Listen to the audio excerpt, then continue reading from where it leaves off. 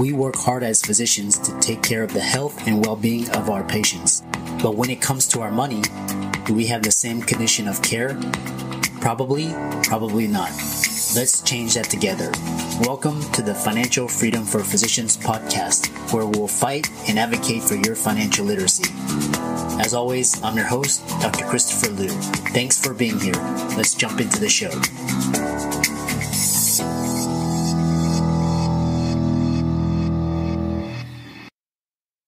Hey guys, I want to welcome you guys to the Financial Freedom for Physicians podcast.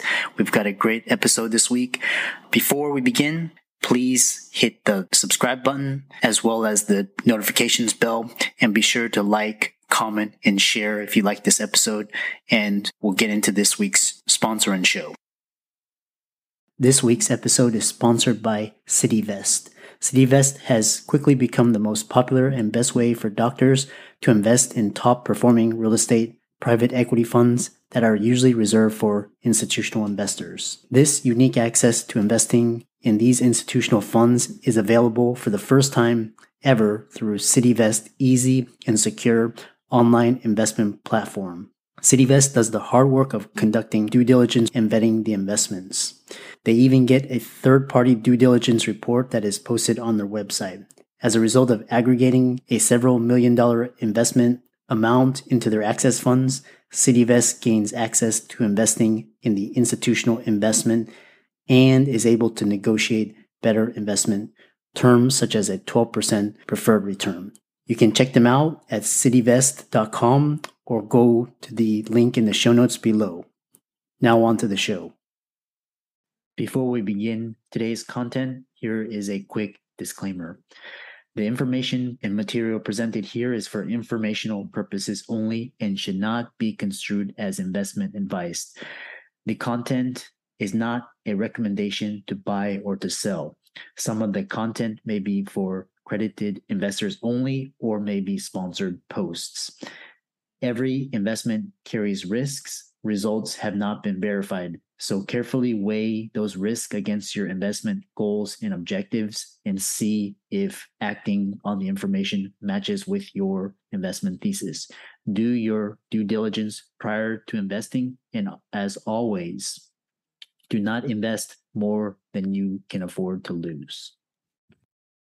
So welcome everybody to this week's podcast episode for the Financial Freedom for Physicians podcast. And I'm your host, Dr. Christopher Liu. And as you know, I started this podcast trying to expose the 4 types of freedom. So first is financial, second is emotional, time, and location freedom. So, my core group is group of physician guests who are entrepreneurs. They are very well established. They're investors. They do various things. So my mission is to bring to your attention awareness all the different things happening so you can either listen for entertainment, enjoyment, education, and inspire you. So today we have a guest, Dr.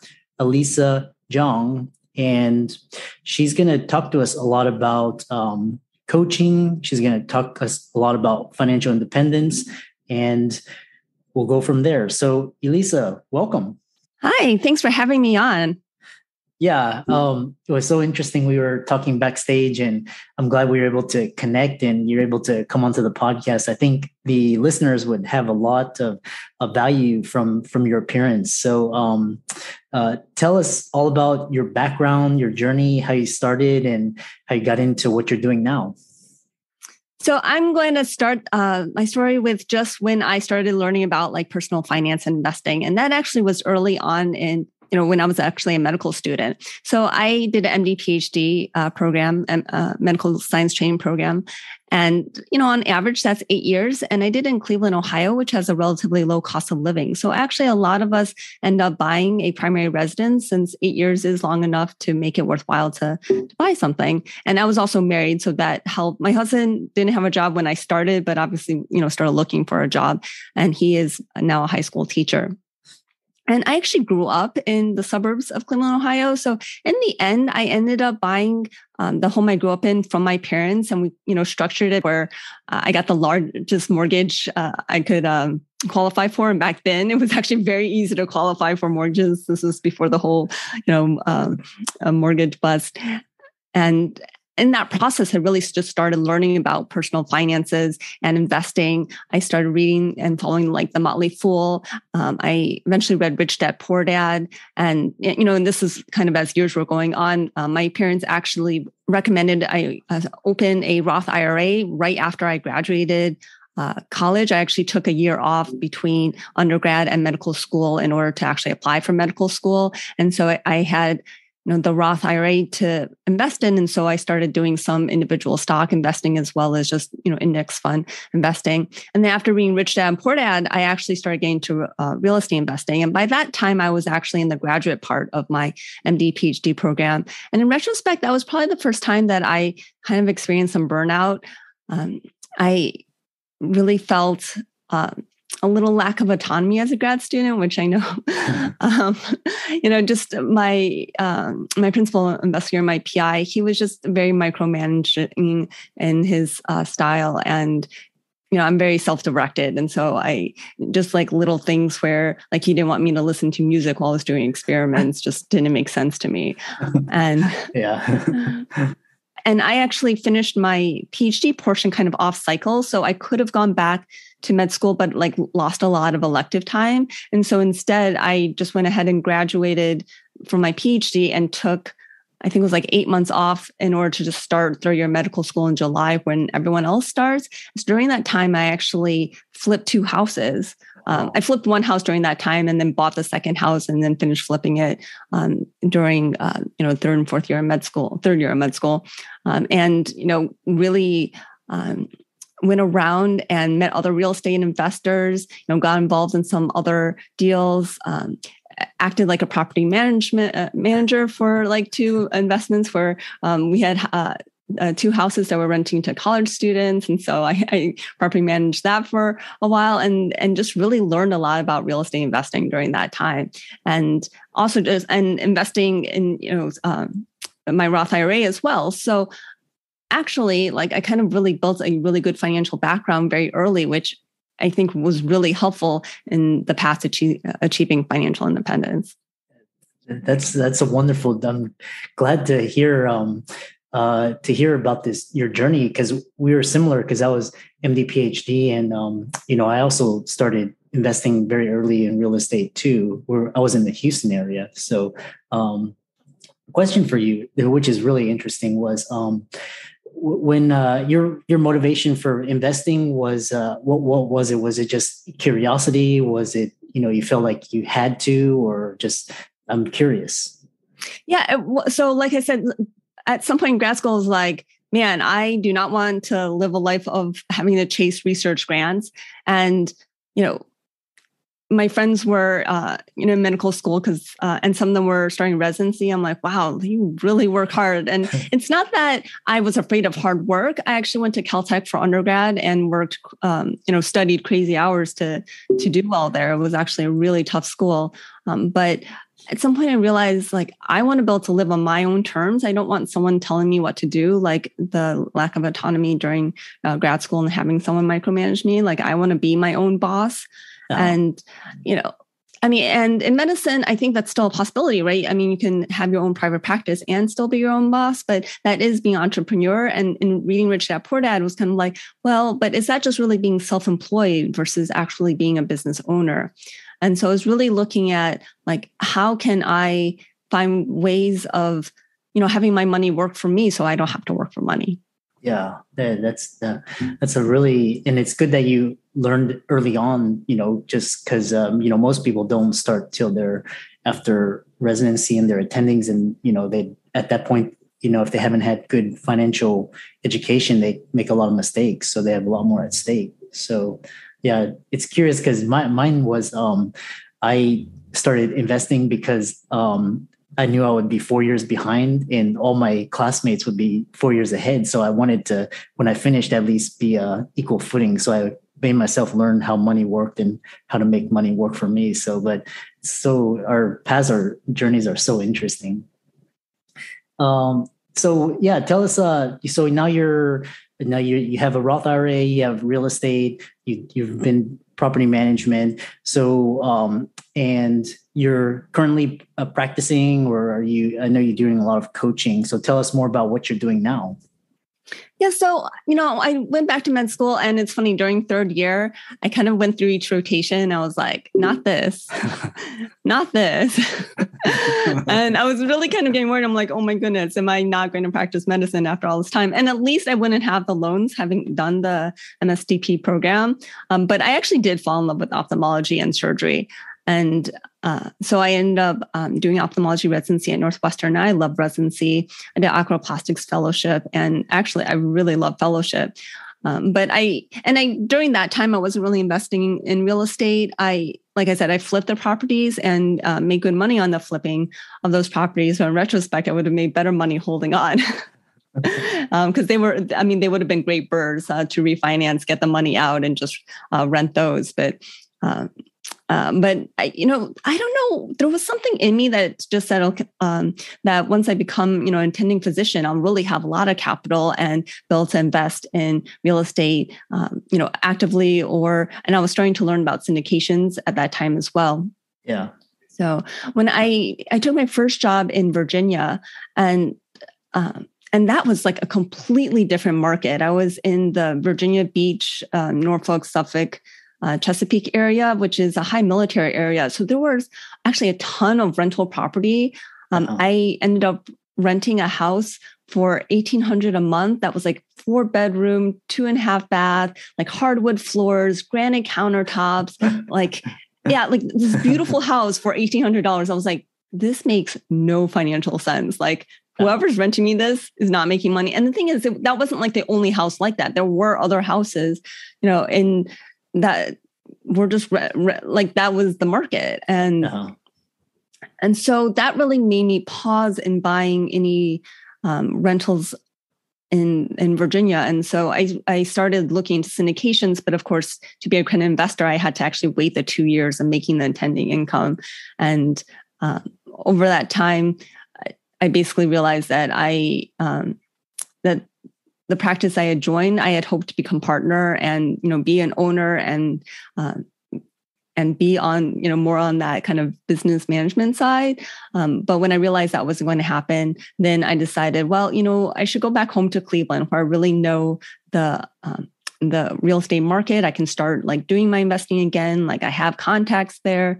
And I also had a lot of friends there from the time I was doing my MD PhD. I made a lot of friends who were even outside, medicine. And so they're just all established in Cleveland, as well as, some of my medical school friends, they stayed into residency and, are attendings in Cleveland. So I went ahead and made the big move to Cleveland, and that was in 2019. So I started looking actually for a house to buy. And I was thinking, well, we'll buy a house that will essentially kind of do a house hack where like we'll buy it, we'll live in it for, 1 or 2 years, and then we'll rent it out. And then maybe we'll sell it like, 2.5 years after we've rented it, so that we can, have all the capital gains without having to pay any taxes on that and repeat that process. Like I was having all these thoughts on what to do, but the market had become so hot that houses were flying off. Like, the houses that we wanted to look at, they chose out a week before we were visiting Cleveland were like already, like off the market, like, already under contract by the time we actually came a week later. So I was like, gosh, I can't buy in this kind of speed.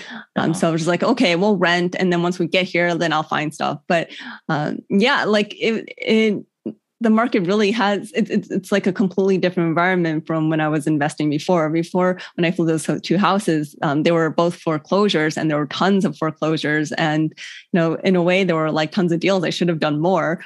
And so I was just in total sticker shock. I eventually decided to take another real estate course. I took Letty and Kenji's Zero to Freedom course. And I did end up buying some multifamilies in Cleveland proper, and then bought a short-term rental in the Hocking Hills area. Oh, wow. So you've had quite a very great real estate career. So I know a lot of listeners there, like a lot of listeners are physicians or dentists, and they're interested in real estate. So I guess now the market is very different than pre-2008. What are some of the differences that you see and some of the pitfalls? I know there's talk about, housing bubble, maybe comment on that. Yeah, so we've been lucky in that interest rates have been kind of low for a long period of time, and now they're starting to rise. And I do think with the rising interest rates, it is a little harder because the housing market is still kind of hot and priced, you know, not low, that's for sure. So you've got to work a lot harder to find a deal. And then now with the increased interest rate, it's like you need even better deals so that you can get that cash flow if you're aiming for like a 10% cash on cash return. I think it is easier to do that with a short-term rental, but you've got to be really aware of the regulations of wherever you're buying that short-term rental. Because, a new regulation could come up and that could totally kill your model if you can't continue to rent it as a short-term rental. Yeah, exactly. And I also read somewhere that a lot of institutional, BlackRock and all of these Blackstone, these funds are actually just buying up, real estate, just buying, they have the funds. And so a lot of investors are getting priced out because, these institutions have so much money just buying up properties. So yeah, it's definitely a totally different landscape than, pre-2008. So now there are even like syndications that are looking at single family homes, whereas before I think syndications more looked at, big apartment complexes and self-storage and commercial and, hotels. But I know the Alpha Investing Group has a syndication that you can buy where they're actually buying single family houses in the Southern Ohio area. Yeah, exactly. We hope you don't mind this brief interruption from one of our affiliates. Today's affiliate is studentloanadvice.com. Studentloanadvice.com is a company powered by the White Coat Investor that specializes in helping professional students such as doctors, dentists, and other healthcare professionals navigate the complex and oftentimes confusing student loan landscape. They offer a consultation as well as services to help you save money when consolidating and paying back your student loans through their different options. You can go to their website, studentloanadvice.com/FFFP. That's again, studentloanadvice.com/FFFP to find out more, get signed up on their email list, or schedule a call with Andrew Paulson. Now back to our show. What are some good resources for people to go and read about real estate? I know there's a novice investor, there's people that never own real estate, and there's the seasoned. So what are some resources that helped you to get started or helped you to continue your education? Yeah, so I've taken a lot of real estate courses. So back when I, was a med student, grad student, I actually did the Rich Dad, Poor Dad, like real estate courses, which was like $18,000, right? And wow. Yeah, and they really sell it to you, like sitting there and they're talking to you how like, it really spoke like you go to college, it's not guaranteed money after you graduate college, and but these courses are guaranteed to teach you how to make money, and they start telling you to call your credit cards and up your your credit limits. So I was I had a fire under me to make money in order to actually pay back that $18,000. And I have to say those courses were not that great. I would not actually recommend those courses. I think there are much better courses out there now, but. And so I started taking those courses, and then I wasn't really actually getting anywhere. So then I took a course by Bob Campagna, and his course included, coaching from him. So it's, so you went and actually did the course, a live course where you learned all this information, but then there were weekly calls, and then you had a cell phone and you could call and review deals. And that's really where I was able to do that first flip and then do it again. And so I really think having a mentor, someone to guide you, someone to review things, as well as having a community to discuss deals, to talk about if you have a win, to share those wins so that it keeps reinforcing your propensity to move forward. And also when you hear about other people's fails, but then how they learn from it, then you can learn from other people's mistakes and hopefully avoid making those mistakes yourself. So, I think those are what's really important is mentorship, community, and of course, educating yourself either through courses or books or, some combination of that. Yeah. Yeah. I've found that, when coaching clients, a coach, a mentor, somebody, they can show you the ropes, they can tell you to avoid the pitfalls. So really a good community of just like-minded people to share. So you've given a lot of good tips. And now, what are you doing currently? Are you doing real estate, or are you doing syndications, or tell us all more of the about above. That. Oh, everything. Yeah. Wow. Yeah. And so, I do coaching as well. And so I got into coaching because of burnout. So when I moved back to Cleveland, I ended up taking a job at a big hospital system, which I kind of never wanted, but I just wanted to come back home to Cleveland. And that was kind of my, ticket to do it. Oh. But definitely lack of autonomy there. And I was taking 24/7 call, which I had agreed to, but the expectations of my division had in how I took the call we were not on the same page on that. So coaching really helped me get through the burnout of being at that job. And, I was actually at that point where I was ready to quit my hospital job and start my own private practice. And again, be the entrepreneur, business owner. But as I thought about it, coaching has a lot of the aspects of medicine that, I love in terms of being really able to help people and connect with people. And it also doesn't have all the regulation of medicine. Mm-hmm. And it also gives you other freedoms. Like you talk about the 4 freedoms: location freedom, time freedom, financial freedom, and emotional freedom. Well, coaching actually kind of gives you that financial freedom because it allows you to manage your mind. And so I continue to have my own coaches to work with to continue to manage my mind and have that emotional freedom. But having a coaching business also gives location freedom because, I coach over Zoom calls. I can do that virtually from anywhere. Whereas if I open a private practice oculoplastics clinic, then I am very much tied to the location of, where my clinic is and where, I'm doing surgery. Yeah. And then, the time freedom with coaching, I can schedule calls, whenever my clients and I find it convenient. So, and that can be evenings and weekends, and leaving me days where I can go run other errands when stores are open. It can be whatever works for me, as opposed to kind of, the typical clinic model where you're working, weekdays, 8 to 5 or whatnot, because that's when, ASCs are open. That's when people expect to be able to go clinic. Though, of course, nowadays people would love to have clinics open on weekends and evenings, but then you also have to find staff that are willing to work those hours. And so that can all become,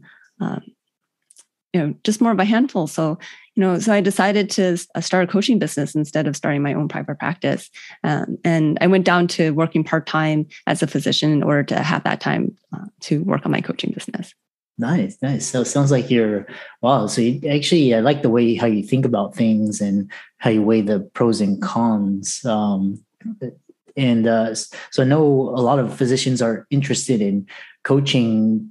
Can you tell us more about which certifications, or if you did get any, or just in terms of how to get into coaching for the listeners out there? And so I did certified at the Life Coach School. And part of it is because my introduction to coaching was through Sunny Smith and listening to the Life Coach School podcast. And, when I started listening to that podcast, I really binged it. I had read some self-help personal development books before and never finished them. It just didn't click with me. But when I heard Brooke Castillo talk about the model and I really thought about it and a lot of the things that she teaches, it really made sense to me. And when I incorporated, the tools that she teaches, it really made changes in my life. And so, I was just kind of all in on the Life Coach School and did that certification. And honestly, when I did that certification, I was still I wasn't necessarily yes, I'm going to be a life coach and make a business out of it. Part of it was so I did during COVID. And so I had kind of a lot more time on my hands because I wasn't, my social life had kind of come to a halt and all my vacations were canceled. So, I thought like, well, why not do this for more of my self-development? But I really found that I loved doing the coaching during the certification. Of course, you do a lot of peer coaching in order to develop those skills. And I just really enjoy doing the coaching itself. But, starting a business it's not for everyone. It's something, I definitely wanted to do, but there's no formula for it. There's probably more of a formula for starting a private practice than there is for starting a coaching business. You really got to learn how to market yourself. You really got to learn how to put yourself out there. And you got to really learn how to go out and find clients. And, as physicians, we typically don't think about that. When we think about, finding patients to come to us, it's more of talking to, other physicians who might be referrals. Like, so for me in oculoplastics or ophthalmology, talking to, optometrists, other ophthalmologists, primary care doctors, and asking for patients to be referred as opposed to kind of reaching out to patients directly. But as a coach, it's really reaching out to your clients directly. And that has a lot different mindset. With being a physician, if you take insurance, you're really kind of separated away almost from the payment, right? And the patient comes in, they get their insurance, you bill the insurance, like, there's a copay for the patient, and as physicians, there are a lot of times where we'll order something and we have no idea how much that will cost a patient. Like, if you order a lab, you don't know what the patient's copay is or how much it's going to cost to the patients. You just kind of, order and, send it off. But when you're really running a business, you definitely do have to start learning some of those things. And so I think probably in private practice, people do start kind of knowing all the specifics. And I do think it's actually important, even if you are employed physicians, to start learning, like, what are the collections? When you do a procedure, how much do you get paid for that? And, how much is the patient paying for that? And, what the difference is.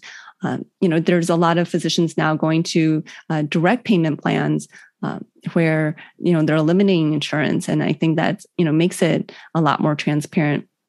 But there's just so much to learn. Running a business. Yeah. That's it's so fascinating to hear because you it's like you have all this wisdom and experience and so you mentioned something about mindsets, and so what are some of the mindsets that helped you succeed, and some of the mindsets you find physicians may limit them when trying to become business owners or entrepreneurs? Yeah, so most businesses are actually run by people with high school degrees, and very few businesses are run by people with doctorate or really high levels of education, which is, really interesting.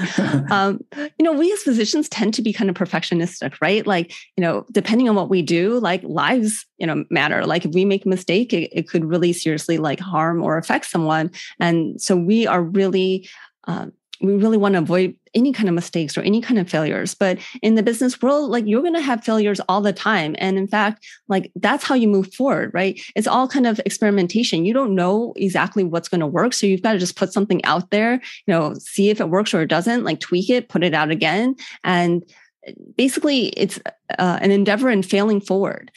And you've got to put yourself out there in a way that I think as physicians, we're generally not necessarily comfortable doing. And we're generally not comfortable with failure and learning to be like, okay, like that didn't work out the way I thought it was, but that's fine. I'm just going to tweak this and I'm going to try it again.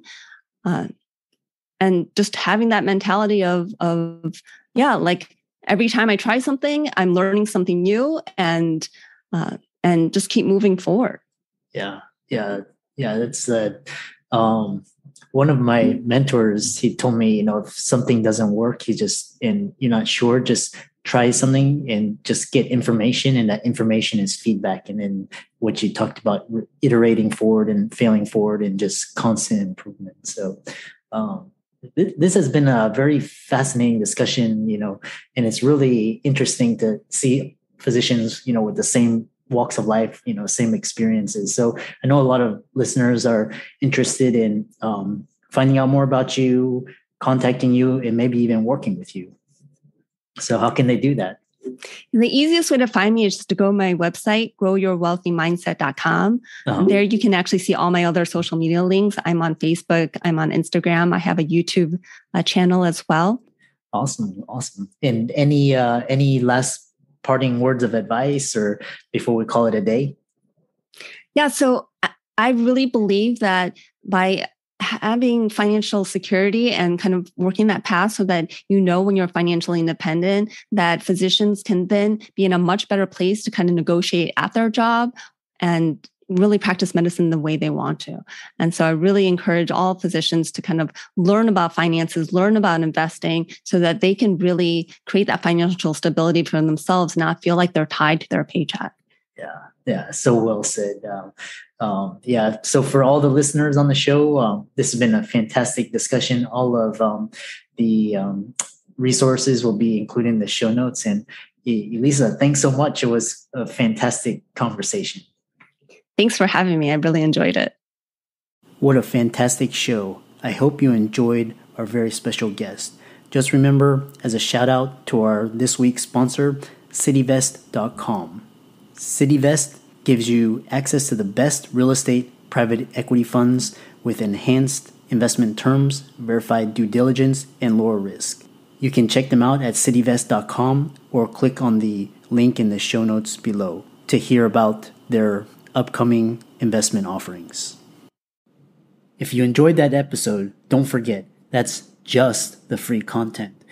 We also have paid premium content subscription with better guests, information, updates, and discussions that can't be accessed anywhere else. You can subscribe to our premium content by clicking on the link in the show notes below to subscribe. Just a quick note, members who sign up for the bottom floor price introductory the first year will be grandfathered into that price for life. I expect the monthly subscription amount to increase quickly next year and the year after, so don't delay. I'm excited that you made it for another episode. You are truly the best. If you've been following the show for a while, you know that my passion is to bring you the education you need to find your path to financial freedom. Please come back week after week for new content, new resources, and great guests. Until then, if you haven't already, please be sure to check out the website, www.drchrislumdphd.com for more support. I'll see you next week.